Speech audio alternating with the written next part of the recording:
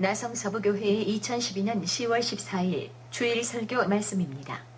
성경 본문은 로마서 15장 14절에서 21절까지 말씀이며 선교하는 교회가 큰 교회이다라는 주제로 이정현 목사님께서 설교해 주시겠습니다. 오늘은 이 로마서 본문을 통해서 선교하는 교회가 큰 교회고 선교하지 않는 교회는 아무리 많이 모여도 하나님 앞에서 작은 교회다, 이런 제목으로 말씀을 소개하고자 합니다. 우리 교회가 미주 한인 예수교 장로회에 속해 있는데 지금부터 한 15, 16년 전에 노스캐롤라이나 샤롯시티에서 총회가 열렸습니다. 이 샤롯시티는 빌리 그레함이 태어난 고향이지요. 그곳에 가보니까 특이한 것이 주일 오후 2시 전까지는 그곳이 종교도시라 그런지 법적으로 리커스토어, 이 술 파는 가게가 주일날 오후 2시까지는 열지 못한다고 합니다. 참 특이한 도시다 생각했어요. 그리고 그 지역에서 유명한 교회가 있는데 캘버리 처치라고 갈보리 교회입니다. 100에이크의 땅에다가 왕관 모양으로 한 아름다운 교회인데 그 교회에 들어가는 입구를 보니까 전 세계 만국기가 수십 개 이렇게 펄럭이고 있는 걸 보게 됐어요. 왜 교회당 앞에 이렇게 만국기가 펄럭이도록 이렇게 만들어 놨습니까? 하고 안내자에게 물으니까, 목사님, 그 깃발 밑에를 잘 보십시오. 그 밑에를 보니까 비석 같은 데다가 이름을 새겨놨는데 그 깃발은 바로 그 교회가 파송한 선교사가 간 국가를 말하고 그 밑에는, 깃발 밑에는 그 선교사 내외의 이름을 적어놨어요. 한 수십 명의, 한 20, 30명의 선교사를 파송했는데 파송한 그 국가의 깃발을, 길을 갖다가 꼽아놓고 그걸 보면서 교인들이 기도하는 것을 봤어요. 그 갈보리 처치, 그 미국 교회의 특징을 제가 두 가지를 발견했는데, 제일 첫 번째는 그 교회가 기도하는 교회였다는 겁니다. 그 미국 교회로서 새벽 6시에 우리 한국 교회의 부흥을 본받아가지고 새벽 6시에 그들이 직장 가기 전에 먼저 이 교회에 와서 예배를 드리고 기도하고 이렇게 직장을 가는 걸 봤어요. 두 번째는 저 만국기처럼 많은 곳에 선교사를 보내는 선교 지향적인 교회였다는 것입니다. 그래서 하나님이 저 갈보리 교회를 저렇게 놀랍게 축복하는구나 생각을 했습니다. 여러분, 기도하는 교회, 선교하는 교회는 하나님이 쓰시는 교회인 줄 믿습니다. 우리 나성서부교회도 기도하는 교회, 선교하는 교회가 될 때에 하나님이 큰 복을 주실 것입니다.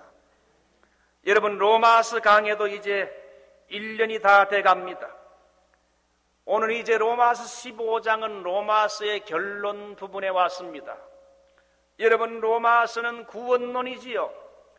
죄 많은 인간이 어떻게 구원을 받게 되는가, 죄 많은 인간이 어떻게 구원을 얻는가, 구원론을 말하는데 로마서 1장 17절의 말씀처럼 이신칭이 믿음으로, 예수님을 믿음으로 말미암아 의롭게 되고 구원을 받는다는 결론입니다.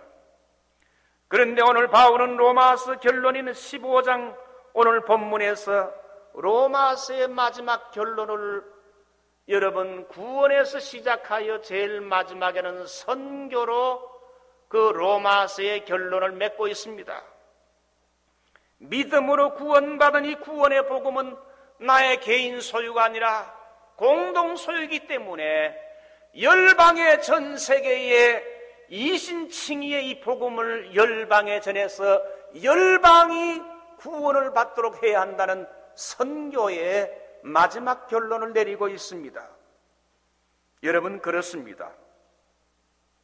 교회의 최종적인 목표는 바로 선교로 기결이 되어져야 됩니다. 교회가 아무리 예배도 잘 드리고 또 교인들끼리 모여 친교도 잘하고 성경 공부도 하고 제자 훈련도 받고 성가대의 찬양이 은혜롭고 모든 게 다 좋다 할지라도 그 교회가 마지막으로 선교를 향하여 나아가고 있지 않다면 그 교회는 죽은 교회인 것입니다. 그러면 선교가 뭐냐? 선교는 잃어버린 영혼을 향한 하나님의 마음입니다. 저 섬 끝에 있는 백성들, 잃어버린 영혼을 향하여 뜨거운 하나님의 마음, 이 마음을 가지는 것이 바로 선교적인 마인드인 것입니다. 많은 교회와 목회자들이 교회가 수적으로 부흥하고 성장하기를 기대하고 목표하지만은 솔직히 하나님은 교회의 수적인 증가에 대해서는 별로 관심이 없습니다. 교회의 사이즈 때문에 걱정하는 것은 우리 인간이지 하나님이 아닙니다. 하나님은 교회의 사이즈를 걱정하는 게 아니라 그 교회를 통하여 잃어버린 영혼을 많이 그들을 주님 앞으로 인도하는 잃어버린 영혼에 하나님은 관심을 가지고 계십니다. 교회가 비록 수천 명이 모이는 대형 교회라 할지라도 잃어버린 영혼이나 선교에 대해서 별로 관심을 가지지 않는다면 그 교회는 수천 명 모이는 작은 교회일 뿐이고 30명, 50명이 모여도 잃어버린 영혼을 위해서 하나님의 마음을 품고 열심히 단기 선교하고 열심히 전도하고 선교하는 교회는 그 교회는 작게 모여도 하나님이 보실 때 큰 교회인 것입니다. 선교에 대해서 말할 때 저는 세 가지를 강조하고 싶습니다. 제일 먼저는 선교의 패러다임을 교회들이 바꿔야 된다. 선교는 교회가 성장하게 되면 수가 많아지고 물적인 자원이 많아지면 그때부터 선교한다. 이것이 아니라 교회의 첫 출발부터 선교로 시작해야 된다는 겁니다. 두 번째, 교회의 존재 목적은 예배와 선교라는 이 두 가지에 있습니다. 선교를 잃어버리게 되면 교회는 왜 우리 교회가 존재하는지 존재 가치를 상실하게 되고 교회는 개토화된 교회가 된다는 겁니다. 세 번째, 교회가 세상 속을 향하여 선교를 가지고 침투하여 나아가지 아니하면 오히려 그 반대로 세상의 물결이 교회로 역류해 들어와서 그 교회는 세속화된다는 겁니다. 저는 처음에 목회할 때에 목사가 그저 교회 목회만 주력하면 되지, 그래서 교회가 부흥되면 되지 뭐 선교는 옵션으로 생각을 했어요. 그저 뭐 몇 선교사님 후원해서 도와주면 되는 게 아니겠는가 생각했는데 그게 크게 잘못됐음을 깨달았어요. 러시아와 동독과 남미와 중미, 태국, 중국 여러 세계 선교지를 방문하게 되면서 선교가 얼마나 시급한지 중요한지를 여러분 눈을 떠서 보게 됐어요. 그래서 그 후부터는 목회 지향적인 선교가 아니라 선교 지향적인 목회를 해야 되겠다. 여러분은 그러므로 여러분 교인들도 교회 안에서만 신앙생활 해가지고는 선교의 눈이 열리질 않아요.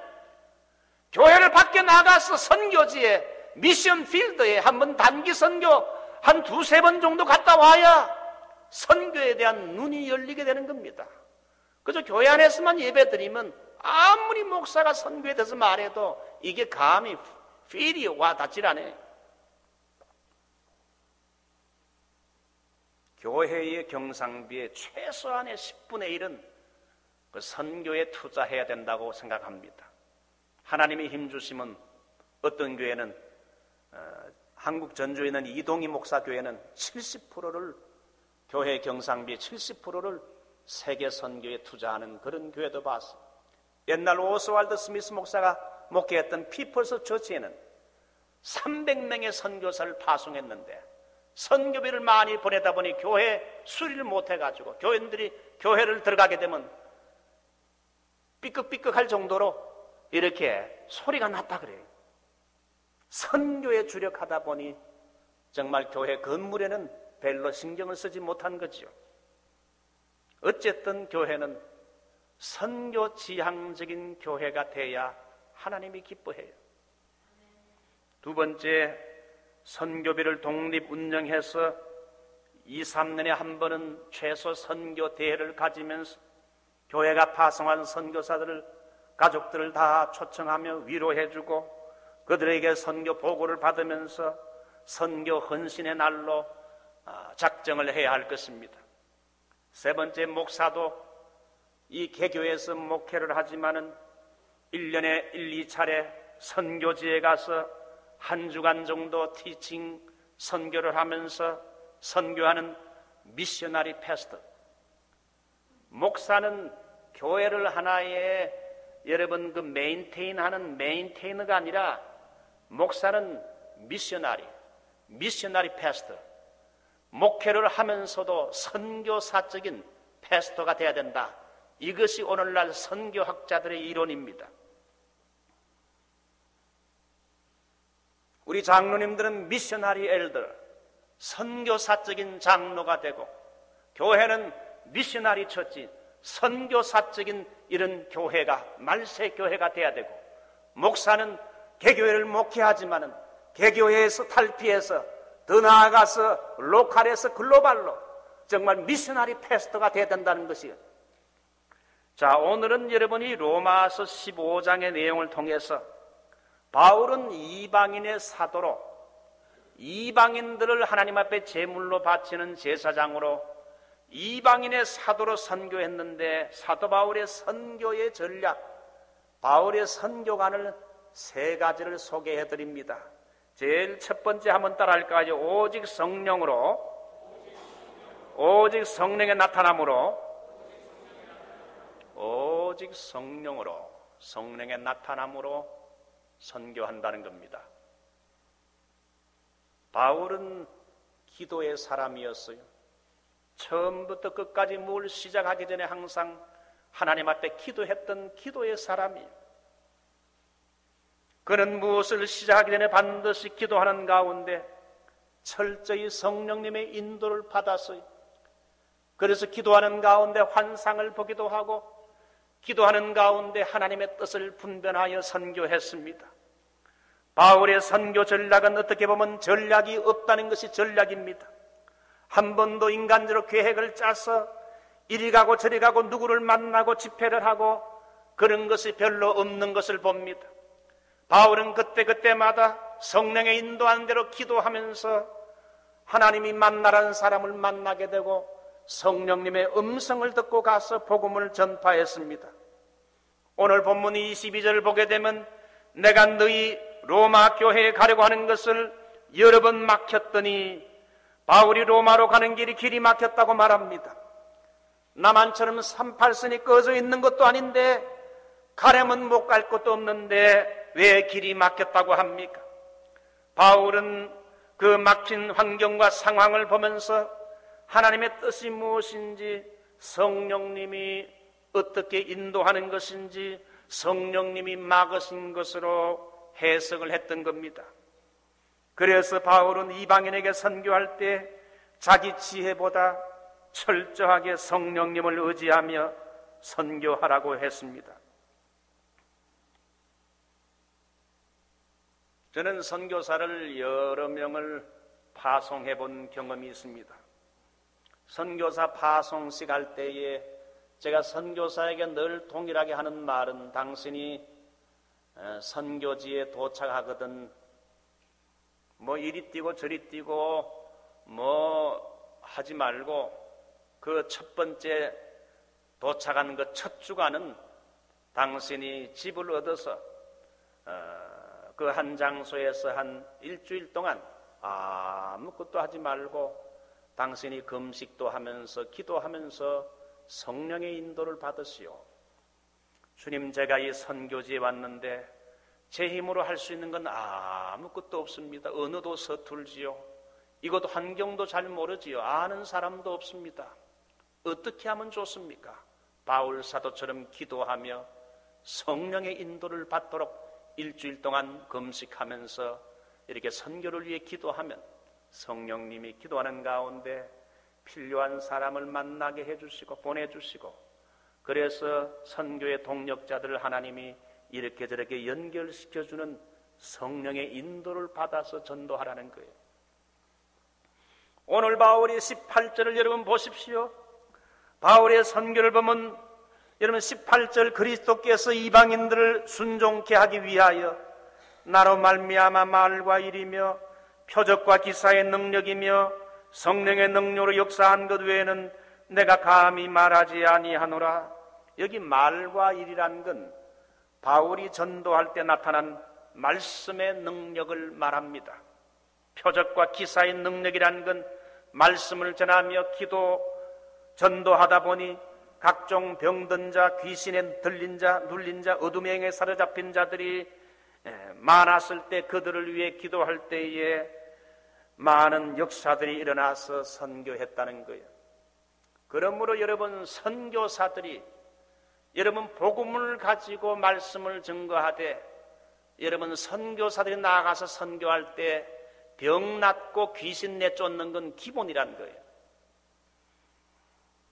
존 윈버라는 사람이 파워 이벤젤리즘이라는 책을 썼어요. 능력 전도라는 책을 썼는데 거기 보게 되면 옛날 예수님과 사도들은 두 가지 방법으로 복음을 전거했는데, 가스펠, 복음을 전거했는데 제일 첫 번째는 히어링 가스펠, 귀에 들리는 복음을 전거했다는 겁니다. 설교와 가르치는 걸 통해서, 설교와 가르치는 말씀 사역을 통해서 귀에 들리는 복음을 전거했고, 그것만 가지고 안 되고 두 번째는 seeing gospel, 눈에 보이는 복음, 병든 자를 위해 기도하고 귀신에 눌린 자를 내쫓아주고, 표적과 기사, 눈에 보이는 표적과 기사, 이걸 통하여 복음을 또한 전거했다는 거예요. 그래서 예수님의 복음 전도 방법이나 12사도의 복음 전도 방법이나 바울 사도의 복음 전도 방법을 보게 되면 말씀의 능력과 함께 눈에 보이는 표적과 기사가 그들의 선교 사역 속에 함께 했다는 겁니다. 그러므로 여러분 표적과 기사 그 자체가 중요한 게 아니고 하나님의 성령께서 붙들어 쓰게 될 때 그러한 일들이 있다는 거예요. 중국에서 선교하는 어느 침례교 선교사님, 네비게이로 출신 선교사를 만난 적이 있는데 어떻게 선교를 하십니까? 그러니까 목사님, 성령님이 저를 도와주니까 제가 하루에 4시간씩은 중국어 공부하는데 이제 6개월 됐는데 중국어가 굉장히 아주 이제는 어느 정도 할 수 있게 됐다 이게. 보통 2년 이상 된 사람보다 훨씬 중국어를 잘한대요. 하나님의 성령님이 도와주니까 언어도 잘하게 하시고, 그 다음에 4시간 언어 공부하고 3시간 동안 이 사람이 매일 하나님 앞에 엎드려 기도하는데, 기도하고 나서 그가 일주일에 2-3군데씩 이제 스몰 그룹으로 성경 공부를 인도하는데, 그 성경 공부 인도하고 또 그 온 사람들 가운데 병자들이나 그런 사람들 위해 기도하면 기적들이 자꾸 일어난다는 거예요. 자기는 선교지 오기 전에 그런 걸 한 번도 경험 못했는데 성령께서 하루에 3시간 정도 기도하니까 그런 일들을 하나님이 선교하는 가운데 나타나게 했다는 거예요. 할렐루야. 그러므로 선교사들이나 전도자들, 오늘 우리가 전도 나갑니다만 전도자들, 목회자들, 설교자들은 바울처럼 철저하게 성령님을 의지하는 것이 중요해요. 성령의 사람이 되어야 된다는 거예요. 성령 충만 받지 못하고 선교 나가게 되면 선교 하나 많아요. 성령 충만하지 못한 선교사 아무리 100명 파송해봤자 열매는 적다는 거예요.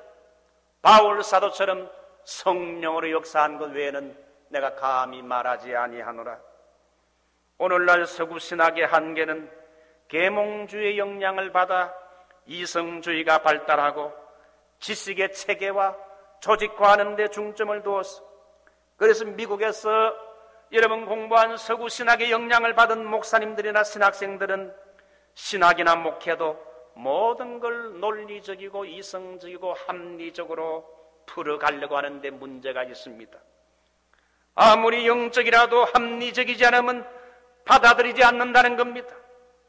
그러므로 성령의 은사를 부인하고 성령의 역사를 인정하지 않고 제한하는 이런 오늘날 미국의 신학교가 얼마나 많은지 몰라요. 이게 다 계몽주의, 이성주의, 논리적인 사고만을 훈련하는 신학교에서 훈련을 받기 때문에 영적인 세계를 도외시한다는 사실입니다. 그래서 오늘날 2세 목사들이나 사역자들이 성경은 체계적으로 잘 배워 가르치는 이 머리는 빠르게 돌아가는 논리적인 사고는 있지만은, 그래서 성경을 잘 가르치긴 하지만은 성령 충만하지 못함으로 영역이 없다는 겁니다. 영역이 있어야 사람을 변화시키는데 2세 지도자들이 영역이 없기 때문에 목회가 잘 안 되는 거예요. 그래서 사역하다가 얼마 못 가서 힘든 문제, 한계에 부닥치게 되면 쉽게 포기해 버린다는 겁니다. 여러분, 벼루기가 몇 센치까지 뛸 수 있습니까? 33cm까지 뛸 수 있다 그럽니다. 벼룩이 자기 키에 30배를 뛴다 그럽니다. 대단한 높이뛰기죠. 우리 사람은, 여러분, 사람의 키에 몇 배를 뛸 수 있습니까? 한 배 이상 뛰기 힘들잖아, 그죠? 높이뛰기. 벼룩이는 30배 뛰어요. 대단하죠, 그죠? 근데 10cm의 뚜껑에다가 여러분 벼룩이를 가두어 두게 되면, 한두 시간 가두게 되면 그 뛰어보다가 10cm 이상 못 뛰게 된다. 그래서 그 통을 나중에 열어놔도 10cm 이상 못 뛴다 그래요. 근데 그 밑에다가, 벼룩이 밑에다가 불을 떼면 여러분 어떻게 뛰겠습니까? 벼룩이 밑에다가 불을 떼게 되면 아이고 내 죽겠다 싶어가지고는 33cm가 아니라 한 40cm까지 뛴다는 거예요. 그래서 그거 보게 되면 아하, 불을 받아야 되는구나. 불을 받으면요 자기 인간의 한계를 뛰어넘는 일을 할 수 있다 이거예요. 하나님의 일꾼이나 복음 선교도 바울 사도처럼 내 힘과 재주와 노력과 경험이 아니라 설교도 하나님의 성령의 도우심으로 성령께서 역사한 것 외에는 내가 감히 말하지 아니하노라. 성령의 사람이 됐었어요. 오늘도 우리가 전도 나가는데 여러분 성령의 사람이 되시기 바랍니다. 오늘 설교 제목처럼 선교하는 교회가 큰 교회입니다. 선교 안 하는 교회는 아무리 사람들이 빠글빠글 많이 모여도 하나님이 보실 때 그건 작은 교회예요. 선교하는 교회는 수가 비록 적게 모여도 하나님이 보실 때 큰 교회예요. 여러분, 신약의 이상적인 교회가 어느 교회입니까? 예루살렘 교회가 이상적인 교회 아니에요. 예루살렘 교회는 수천 명, 3천 명, 5천 명 회개했으니까 수천 명이 모이는 교회였지만은 예루살렘 교회는 8년이 지나도, 성령 받은 지 8년이 지나도 해외 선교를 못하자 하나님이 예루살렘 교회를 흩어버렸어요. 예루살렘 교회가 이상적인 교회가 아닙니다. 비록 여러분 흩어진 사람들이 수리아 얀도에 가서 복음을 전거해서 세워진 교회가 신흥교회가 안디옥 교회인데, 안디옥 교회는 바나바 바울을 선교사로 파송해서 작은 교회지만 파송해서 전 세계 복음화에 큰 기여했어요. 하나님이 보실 때는 예루살렘 교회보다 안디옥 교회가 세계 복음화를 위해 쓰임받은 큰 교회로 본 거예요. 자, 하나 더요. 바울의 선교 전략은 따라할까요? 대도시 중심 선교. 대도시 중심 선교입니다. 군사용어로 말하면 고지를 점령하는 선교란 거지요.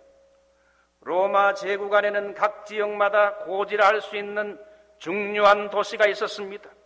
정치, 경제, 문화적으로 중심이 되고 교통망의 요지가 될 수 있는 대도시에 바울은 주로 복음을 전거했습니다. 예수님께서 소아시아의 7교회에 편지를 보냈는데 소아시아의 7교회, 여러분 요한계시록에서 7교회를 가만히 보면 다 대도시 중심에 있는 교회들이었어요. 바울은 대도시마다 교회를 처치 플랜팅을 했어요. 교회를 개척했어요. 빌립보, 데살로니가, 아덴, 고린도, 에베소, 어디 가나 그는 대도시의 교회를 개척해 세웠습니다. 선교는 여러 가지를 할 수 있지요. 의료 봉사할 수 있고 학교를 세울 수도 있고 구제와 사회 봉사도 할 수 있지만 바울의 선교사에게 전략은 교회를 세우는 것입니다. 처치 플랜팅, 교회를 세우는 것.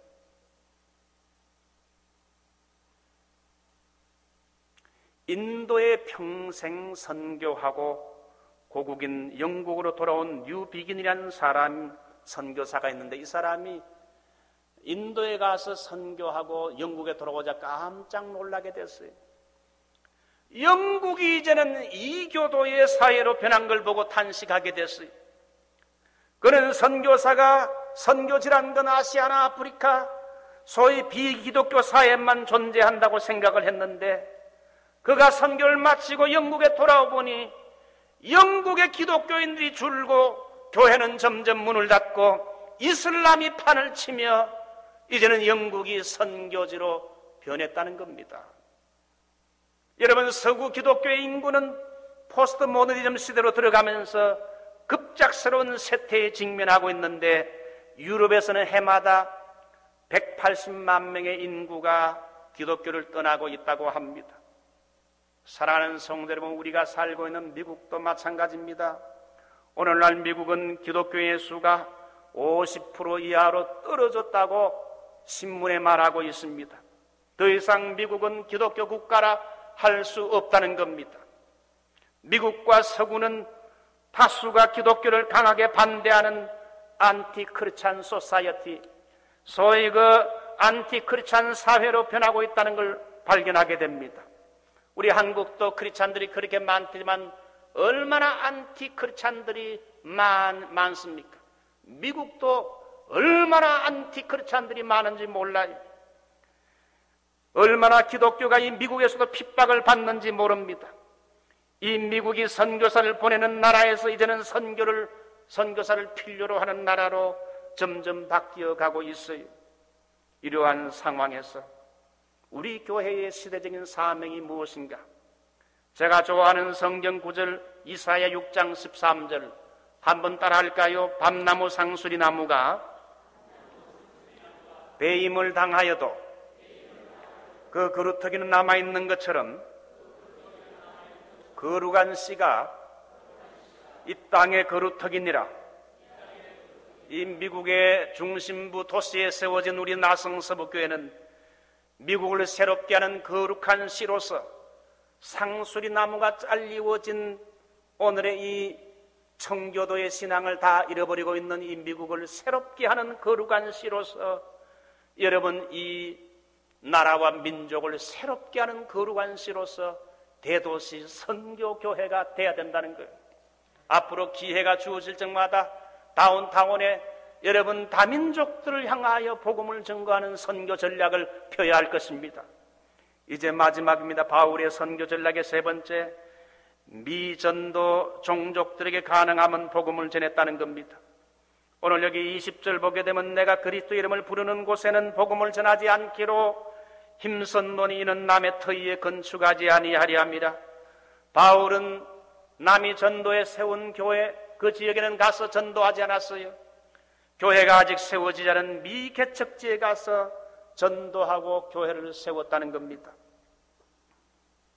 여러분, 선교의 역사를 보게 되면 선교의 흐름이 여러분 해안선 전도에서 시작합니다.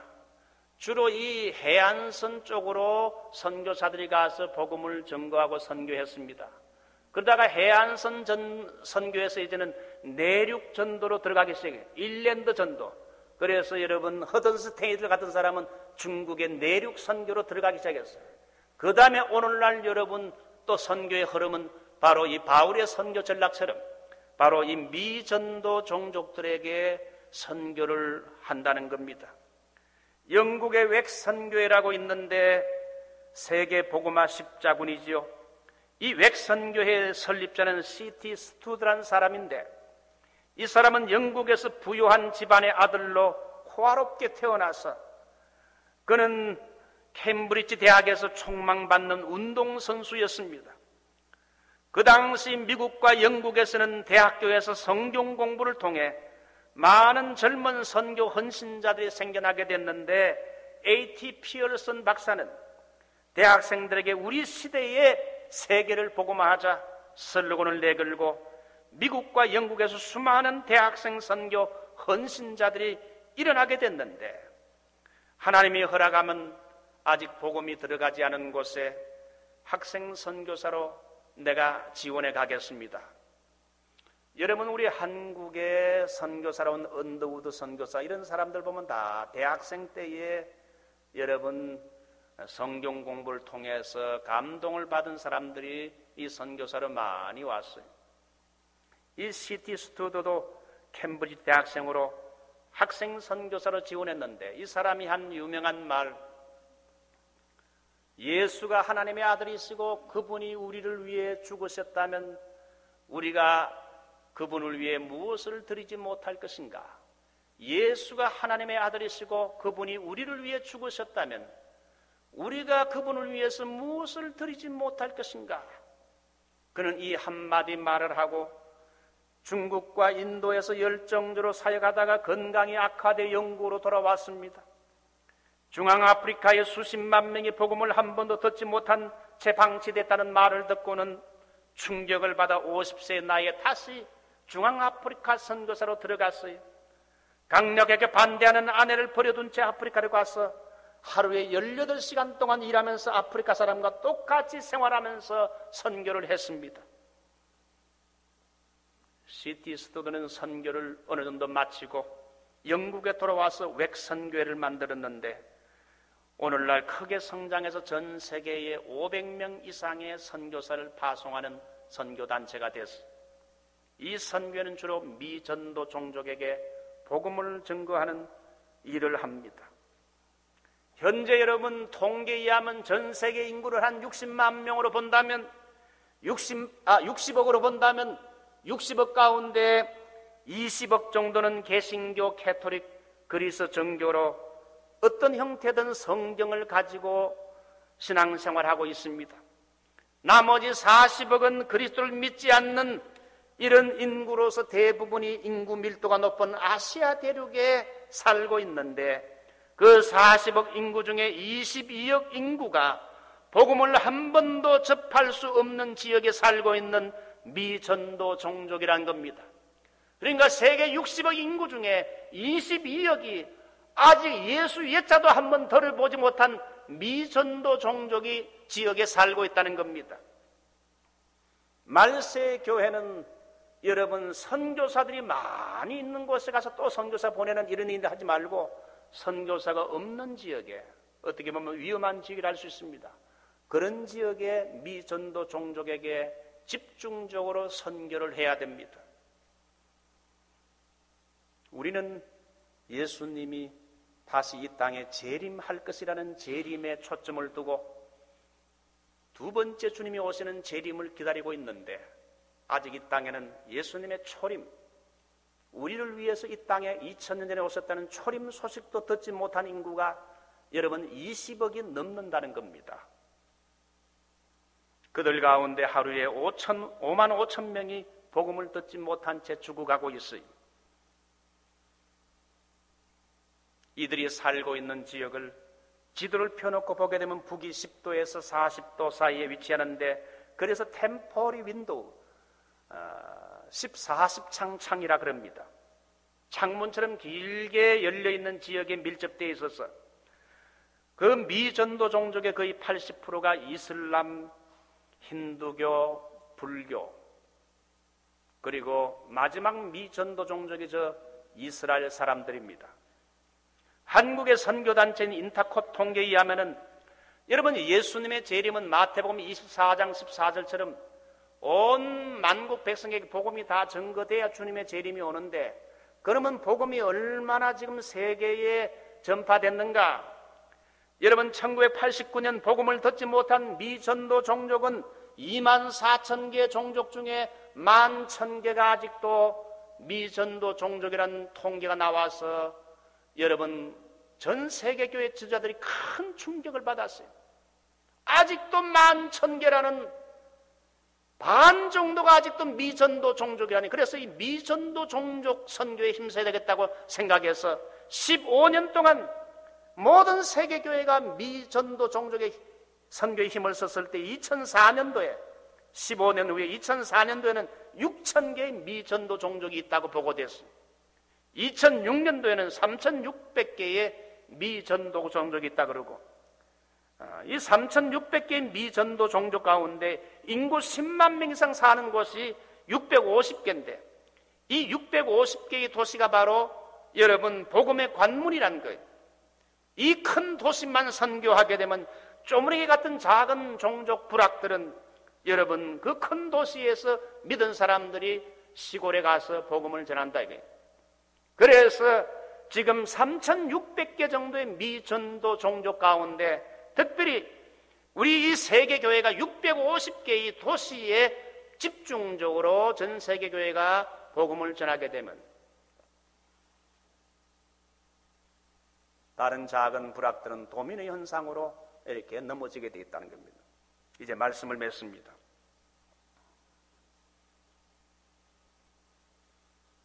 물은 움직여야지 고임은 썩게 됩니다. 사람도 움직이고 운동을 해야지, 안 그러면 살이 찌고 현대병에 걸리기 쉽습니다. 마찬가지로 교회는 자꾸 밖으로 나가야 됩니다. 밖에 나가서 자꾸 이렇게 선교 활동도 해야 돼요. 우리 이민교회의 제일 첫 번째 미션 필드는 바로 우리 2세 자녀들이라고 생각합니다. 미국 교회가 자기 자녀들 교육은 신경 쓰지 않고 세계 선교에만 힘쓰다가 미국 교회가 내려앉게 됐어요. 우리 특별히 여러분 코리안 아메리칸 이민교회는 여기서 자라나고 있는 태어난 우리 2세들이 첫 번째 미션 필드입니다. 2세 교육에다가 우리가 가능하면 많은 물질적인 자원을 투자하고 그들의 모든 필요를 도와야 되고 2세들을 위해 쓰는 자원을 아깝게 생각해서는 안 되겠습니다. 그 다음 두 번째는 우리 교회가 해외 선교에 더 많은 시간과 물질을 바쳐야 되겠다는 겁니다. 우리 교회 EM 학생들 가운데는 두 학생이 이슬람권과 중국에 1년 동안 선교사로 헌신해 나갔는데 우리 1세들이 이런 걸 좀 배워야 할 줄 압니다.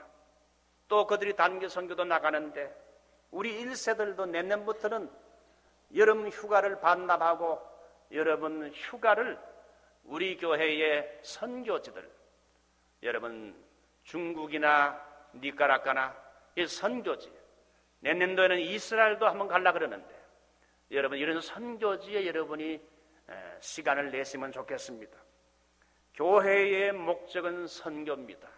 교회가 밖으로 나가서 아우트리치 선교하지 아니하면, 세상 밖으로 안 나가면 오히려 역반대로 세상의 물결이 교회 안에 들어와서 교회가 세속화되는 수가 많아요.